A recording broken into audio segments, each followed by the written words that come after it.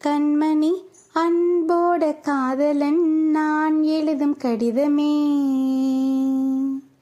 பொன்மணி உன் வீட்டில் சௌக்கியமா, நான் இங்கு சௌக்கியமே. உன்னை எண்ணி பார்க்கையில் கவிதை கொட்டுது, அதை எழுத நினைக்கையில் வார்த்தை முட்டுது. உண்டான காயம் எங்கும் தன்னாலே ஆறி போன மாயம் என்ன பொன்மானே பொன்மானே. என்ன காயமான போதும் என் மேனி தாங்கிக் கொள்ளும், முந்தன் மேனி தாங்காது செந்தேனே. எந்தன் காதல் என்னவென்று சொல்லாமல் ஏங்க ஏங்க அழுகை வந்தது.